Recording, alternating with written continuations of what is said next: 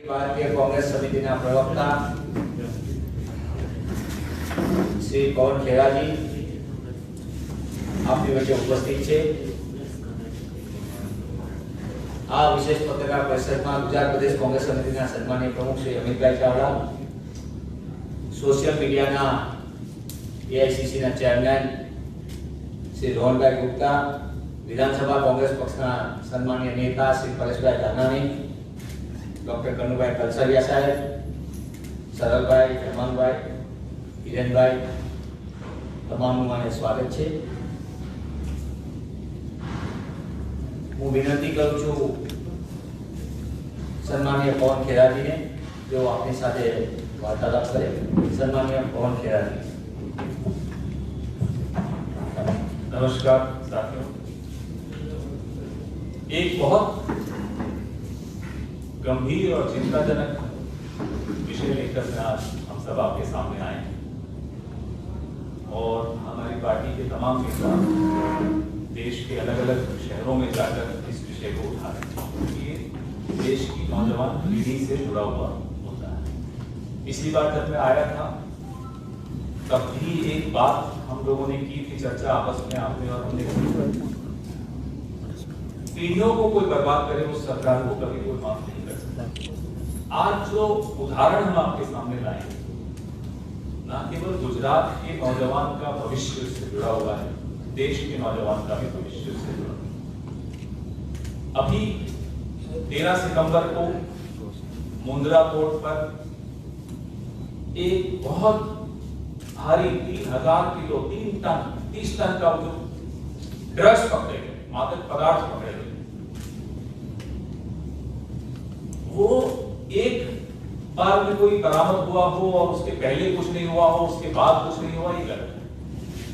उससे पहले 9 जून को इसी साल 25 टन आ चुका है, वो पकड़ा नहीं गया।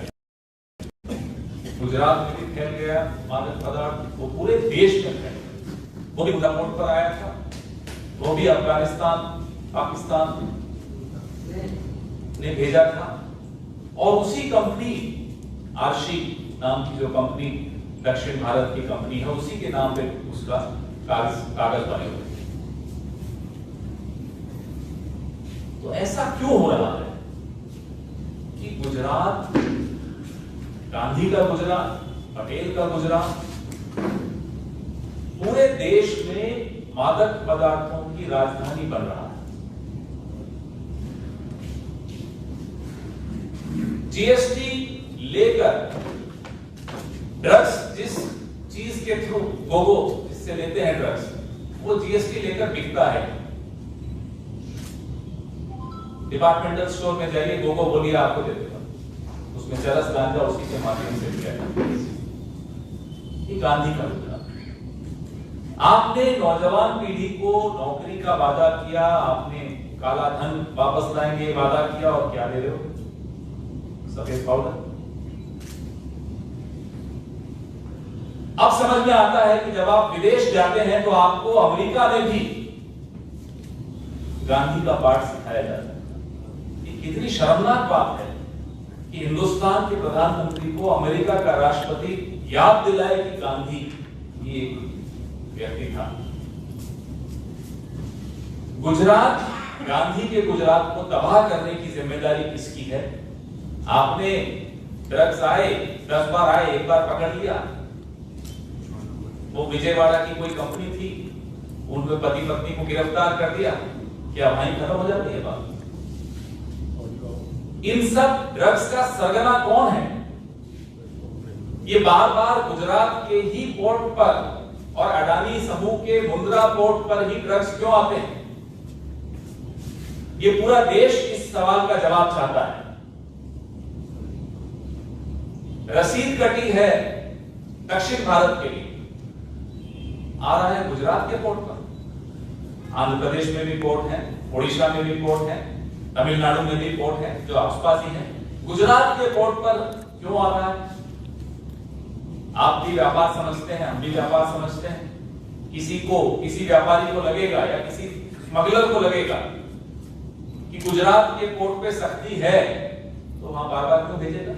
अगर वो बार बार गुजरात के पोर्ट पर ही भेजना पसंद करते हैं तो समझ लीजिए कि उन्हें लगता है कि सबसे ज्यादा आसानी से अपने ड्रग्स गुजरात के पोर्ट से वो निकाल के पूरे देश में फैला सकते हैं।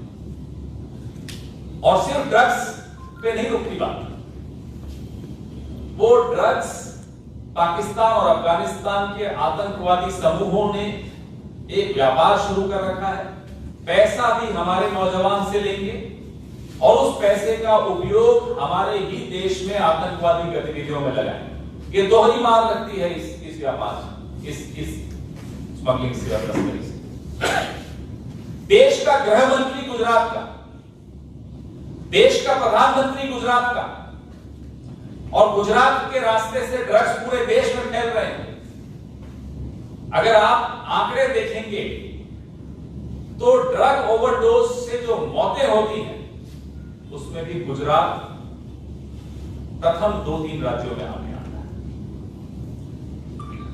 तो क्या कारण है कि गृह मंत्री चुप हैं? क्या कारण है कि प्रधानमंत्री चुप है? और मैं ये जानना चाहता हूं, हम सब जो यहां बैठे हैं जानना चाहते हैं और आप भी जानना चाहते होंगे कि जो नारकोटिक्स कंट्रोल ब्यूरो है एनसीबी, 18 महीने हो गए उसका डायरेक्टर जनरल पूर्णकालिक आप नहीं लगा पाए। क्या कारण है?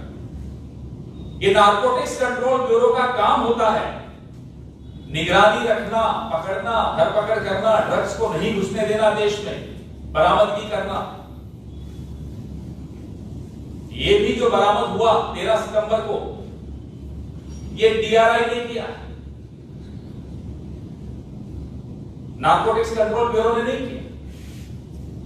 और जैसा कि मैंने आपको बोला, मीडिया रिपोर्ट्स आपने भी पढ़ी, हमने भी पढ़ी कि 9 जून को इसी माध्यम से, इसी अडानी मुंद्रा पोर्ट से आशी ट्रेडिंग कंपनी के नाम से अफगानिस्तान से मेसर्स हसन हुसैन के द्वारा भेजा गया 25 टन देश में घुस चुका है, पकड़ा नहीं गया।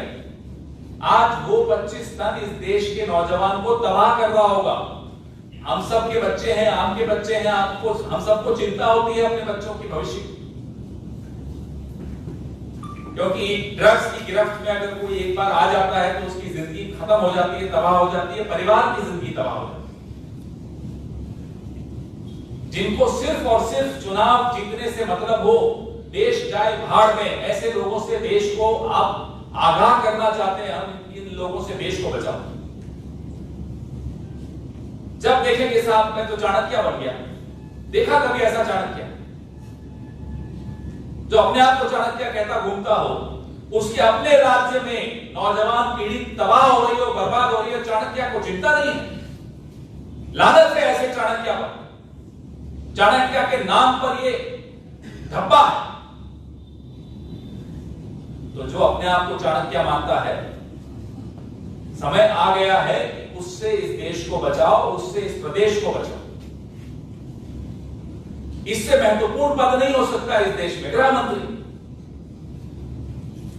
इससे महत्वपूर्ण पद नहीं हो सकता इस देश में प्रधानमंत्री। वो दोनों गुजरात। किताबों में हम बच्चों को गांधी और पटेल के बारे में पढ़ाएं, वो पढ़ के बाहर निकले, कॉलेज में आए तो उनको ड्रग्स दे दे। इससे बड़ा पाप या इससे बड़ा अपराध कोई हो सकता है? अपराध तो छोटी बात है, पाप है। हर धर्म में इसको पाप माना जाएगा। तो आप सबसे मेरा ये निवेदन है, बिना डर के, जैसे कि आप हमेशा करते हैं, गुजरात के पत्रकार निडर होते हैं, बिना डर के पता लगाइए, छापिए, पूछिए, बार बार पूछिए कि सरगना कौन है, सिंडिकेट कौन है। कोई अकेले एक कपल जो है, दंपति गुजरात से बाहर का, विजयवाड़ा का, तो मंगवा नहीं सकता इतना बड़ा माल। उसके पीछे कौन है वो ताकतें कि जो नारकोटिक्स कंट्रोल ब्यूरो का डायरेक्टर जनरल बनाने से रोक रही है इस सरकार को। 18 महीने से नहीं बना पाए वो ताकत कौन है जो इस सरकार के सारे निर्णय कंट्रोल करती है? वो ताकत कौन है?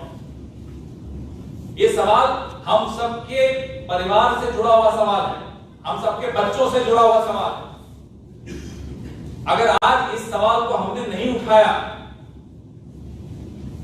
तो हिंदुस्तान कि आने वाली कई पीढ़ियां हमें माफ नहीं करेंगी। भूल जाएंगे चाणक्य को। ये जो गुजरात के स्वयंभू चाणक्य हैं, इनको भूल जाइए, ये कुछ नहीं बिगाड़ सकते आप तक। इसलिए इनसे सवाल पूछिए, हम भी पूछ रहे हैं, आप भी पूछिए कि क्यों इस देश को, क्यों इस प्रदेश को ड्रग्स की गिरफ्त में झोंका जा रहा है, क्यों नौजवानों को ड्रग्स की गिरफ्त में झोंका जा रहा है। पूछिए आप, आपके सवाल हो तो आपका स्वागत है। कौन जी पंजाब गुजरात में तो पूछिए।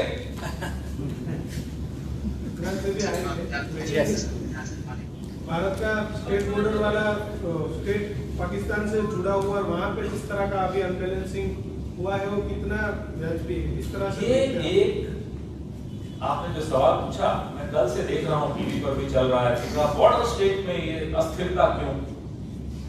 क्या उत्तराखंड बॉर्डर स्टेट नहीं है? 3 मुख्यमंत्री आप बदल देते हैं। अभी 12 बजे जो मुख्यमंत्री है उसको खुद नहीं मालूम कि 1 बजे वो रहेगा या नहीं रहेगा। ये उत्तराखंड भी तो बॉर्डर स्टेट है, और ये वो बॉर्डर स्टेट है जिसमें अभी कुछ दिनों पहले चीन के पीएलए के सैनिक घुसकर हमारे पुल तोड़कर एक संदेश लेकर वापस चले गए। कहां है आपके स्वयंभू चाणक्य? कहां है प्रधानमंत्री जी जो लाल आंखें दिखाने वाले थे?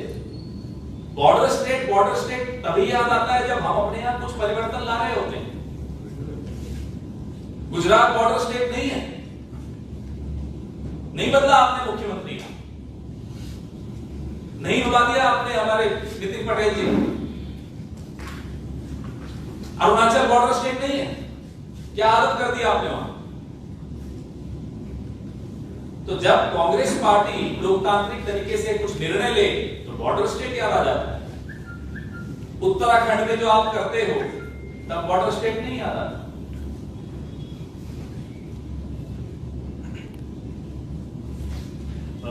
जी G23 फिर एक बार एक्टिव हुआ है, और कल कपिल सिब्बल ने कहा कि एक परमानेंट प्रेसिडेंट कांग्रेस को चाहिए। एक डिसीजन कौन लेता है वो मालूम नहीं। यहाँ तो चैनल में तो G24 है ना, 23 कौन सा चैनल है?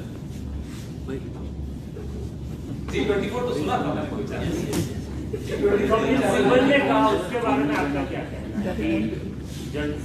देखिए, हमारे करोड़ों कार्यकर्ता कांग्रेस के सुख दुख में कांग्रेस के साथ कंधे से कंधा मिलाकर जो संघर्ष करते हैं, वो स्टूडियो में संघर्ष करें, वो सड़कों पर संघर्ष करें, वो सोशल मीडिया पर संघर्ष करें, उन सब के मन में एक रोष है, दुख है। इस तरह की बातें वरिष्ठ नेताओं को सही मंच पर करनी चाहिए, सार्वजनिक रूप से नहीं करनी चाहिए। हाँ, भारतीय जनता पार्टी और कांग्रेस में फर्क है। हमारे नेता इस तरह की बातें करने के बाद भी मॉर्निंग वॉक पे जाते हैं। भारतीय जनता पार्टी में वो संभव नहीं होता होगा। सर, क्या कारण है गुजरात में पूरी सरकार बदल जाती है, मुख्यमंत्री से और मंत्रिमंडल, और आप एक मुख्यमंत्री को बदलते हैं, इतना विरोध होता है पार्टी को? हमारे यहाँ बोलने के लिए कोई पाबंदी नहीं है, जुबान पे ताला नहीं है। आप बोलिए, हाँ, सही मंच पर बोलिए। यह हर संगठन में, हर परिवार में, आपके अपने परिवार में कोई विवाद हो जाता है तो क्या आप पड़ोसियों की छत पर जाकर बोलेंगे? अपने ही घर में बात करें। यही अनुशासन होता है, इसी तरीके से परिवार चलते हैं, इसी तरीके से संगठन चलते हैं, इसी तरीके से देश चलता है। लेकिन सर, जिन लोगों को आपने मंत्री बनाया, उनके फादर को मंत्री बनाया, उनको मंत्री बनाया, वो सब एक एक करके छोड़ के जा रहे हैं, तो क्या कहीं विपक्ष की राजनीति करना सबके बस की नहीं होती। विपक्ष की राजनीति करने में सब्र भी चाहिए होता है, संयम भी चाहिए होता है, संघर्ष करने का मादा भी होना पड़ता है। सब्र, संयम और संघर्ष। अब अगर जिसमें है, जिनमें है वो आपको मंच पे दिख रहे हैं, जिनमें नहीं है वो शपथ लेते हुए घूम रहे हैं। जाने दीजिए जिनको जाना। जिसमें वो मादा नहीं है, जिसमें संघर्ष करने की क्षमता नहीं है, वो अपना रास्ता तलाश लेता है, जाने दीजिए उनको। पहले भी हुआ है, आजादी के आंदोलन में भी कुछ लोग संघर्ष करते थे, कुछ लोग सर बन जाते थे, पेंशन याफ्ता हो जाते थे, अंग्रेजों को चिट्ठियां लिख लिख कर माफिया मांगते थे। तो उस वक्त भी था, आज भी है। तो संघर्ष कोई आज का नहीं है। इस तरह के लोगों से संघर्ष तो हमारा बड़ा पुराना है और आगे भी चलता रहेगा। खेरा जी, जो 21,000 करोड़ ट्रस्ट का जो मामला है वो विधानसभा के फ्लोर पे आपके विधायकों ने उठाया था, लेकिन सरकार सही तरीके से उसका जवाब नहीं दे पा रही। संसद में आपकी क्या भूमिका रहेगी इसको लेकर? ये हर मंच से यह मुद्दा उठाना आवश्यक है। ये हम लोगों के लिए ये कर्तव्य है कि उठाना पड़ेगा, बहुत तेज आवाज में उठाना पड़ेगा। पूरे देश में घूम घूम कर हम ये बात उठा रहे हैं। सरकार इलेक्शन आता रहता है, जाता रहता है, हार जीत चलती रहती है। ये जो मामला है, सरकार से जवाब लेके रहेंगे। सरकार से हम उसको मजबूर करेंगे कि वो जवाब दे, क्योंकि वो जवाब कांग्रेस को नहीं देना, वो जवाब मीडिया को नहीं देना, वो जवाब इस देश के एक एक माता पिता बच्चे भाई बहन उन सबको देना है। इसलिए जवाब देना पड़ेगा। सर आपने गुजरात पोर्ट की बात की है ये ड्रग्स के मामले में ही, लेकिन अगर ये तो ज्योग्राफी की बात है कि गोल्डन क्रेसेंट जो एरिया है, जो वर्ल्ड हब माना जाता है ओपीएम ट्रेड का, उससे महज 6 से 7 घंटे की दूरी पे गुजरात के पोर्ट्स आते हैं। तो कंपेयर टू आंध्रा या और किसी पोर्ट में ये एक ईजी पड़ा। आप आंकड़े देखिए, पिछले 6 साल जिस तरह से ट्रैफिक ड्रग्स की इस रूट पर बढ़ी है और उन रूट्स पे कम हुई है। पंजाब में भी आता था, बॉर्डर से भी पंजाब में आता था। पंजाब की सरकार ने सख्ती दिखाई, वहां मामले कम हुए। यहां मामले कम नहीं हो रहे हैं, बढ़ रहे हैं। और आपने ज्योग्राफिकल तो बताया, मुझे सरकार से पूछकर यह भी बता दीजिए, क्या मजबूरी है कि नार्कोटिक्स कंट्रोल ब्यूरो का डायरेक्टर जनरल आप नहीं लगाते? 18 महीने तक पूर्णकालिक नहीं लगा पाते? क्या कारण है? क्या मजबूरियां हैं? किसका दबाव है? या उसमें भी कोई थ्योरी ले आएंगे? अपने प्रिय अफसर को लगाया था, वो भी पूर्णकालिक नहीं था। कारण क्या है? और नार्कोटिक्स कंट्रोल ब्यूरो को आपने अपनी खुदरा राजनीति का एक जरिया बना दिया है। Retail politics of BJP is done through narcotics control bureau. Film industry में 2 ग्राम पकड़ा गया थी, पूरी नेशनल चैनल्स पे डिबेट, पूरी फिल्म इंडस्ट्री कटघरे में खड़ी हो गई। सब ड्रग एडिक्ट है। 25 टन आके निकल गया गुजरात के पोर्ट से और सरकार चुप। तो ये आपको नियत समझ में आ जाती है इस सरकार की। जी, आपकी क्या मांग है? मतलब जो अदानी पोर्ट है वहां पे क्या होना चाहिए? किस तरह की निगरानी? जांच, पूरी तरह से जांच होनी चाहिए। पोर्ट पर आता रहता है ना, क्योंकि वहां पे स्कैनिंग भी अदानी करता है, सीएसएल की स्कैनिंग भी अदानी करता है। मैं कह रहा हूं उनकी स्कैनिंग भी प्राइवेट कंपनी, एक एजेंसी द्वारा पूरे मामले की गहन जांच जब होगी तो आप सरगना तक पहुंचोगे, तब आप सिंडिकेट को तोड़ पाओगे। कोई भी हो, कोर्ट के अधिकारी हो, सरकारी एजेंसी जो वहां बैठती हैं वो हो, तमाम एजेंसीज की जांच के बाद निकलेगा यह कि इसका सिंडिकेट कौन है। मैडम आप कुछ पूछना चाहते हैं? कल भी कैप्टन अमरिंदर की मुलाकात हुई थी अमित शाह के। मुलाकातें तो होती हैं, राजनीति में। अब आप उनसे पूछिए कि किसानों के लिए की, किसके लिए की, वो बताएंगे। अब उनकी मुलाकात में तो न मैं था ना आप थे, तो जिसने मुलाकात की और जिससे मुलाकात की उनसे जरूर पूछिएगा, और पूछें तो हमें भी बता दीजिएगा। सर लेकिन क्या ये बात वो नहीं हुई कि आप घर के झगड़े पड़ोसी के साथ डिस्कस कर रहे हैं? इसकी बात आप कर रहे थे, बात कर रहे थे। कौन कर रहा है? आप मतलब कैप्टन सर अमित शाह नहीं, वो सर। तभी तो मैं आपके यहाँ बैठकर बोल रहा हूँ कि घर की बात घर में ही की जाए। लोग जो कांग्रेस के लड़ने वाले लोग, जो राहुल गांधी के नेतृत्व में पिछले 7 साल से संघर्ष कर रहे हैं और मजबूती से लड़ रहे हैं। कब देखा आपने कि एक बहुत बड़ा चैनल 2 घंटे में माफी मांग ले? कल देखा? मैंने इतिहास में नहीं देखा। कुछ गलत शब्द उन्होंने इस्तेमाल किया राहुल गांधी के लिए, कांग्रेस के बहादुर सिपाहियों ने मजबूर कर दिया। अब आप सोचिए, एक तरफ तो हम इस तरह की लड़ाई लड़ रहे हैं, ड्रग माफिया से लड़ रहे हैं, पूरी सरकार की जो माइट जिसको कहते हैं अंग्रेजी में उससे लड़ रहे हैं,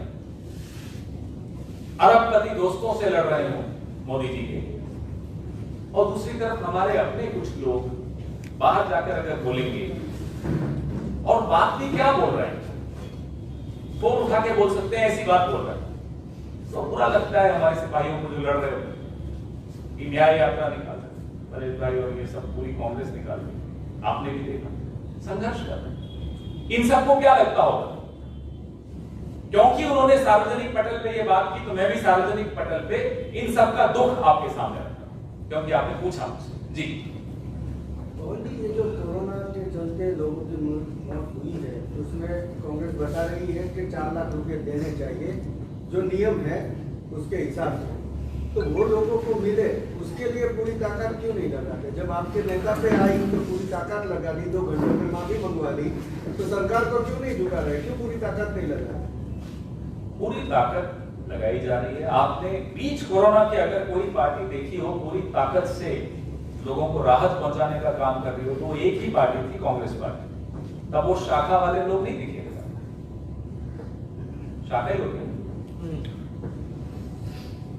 तब आपको सिर्फ और सिर्फ कांग्रेस, यूथ कांग्रेस के तमाम कार्यकर्ता आपको सड़क पर दिखे, खतरों से खेलते हुए। हमारे यहाँ अपने गुजरात में कितने कांग्रेस के नेता बेचारे काम करते हुए मारे गए।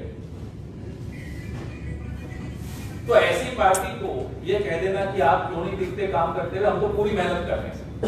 हमें लग रहा है क्योंकि ये सरकार जिस तरह का पैसा, रोकना चाहूंगा, आप शायद सवाल समझे नहीं, मदद क्यों नहीं की, लोगों के बीच क्यों नहीं गए, सवाल वो नहीं था, वो गए, हमने भी देखा। सवाल ये आपने बोला कि 2 घंटों में एक बड़े चैनल को झुका दिया, ताकत लगाई पूरी, तो उतनी ही ताकत लोगों को रुपए 4 लाख मिले, उसमें क्यों नहीं लगा रहे हो?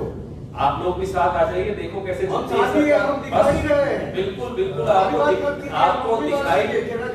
आपको दिखाई देगा यह सरकार झुकेगी। आपने कभी आपको नहीं सिखाया कि आपको कांग्रेस के प्रवक्ता के तौर पे क्या बोलना चाहिए, आप मुझे मत सिखाइए।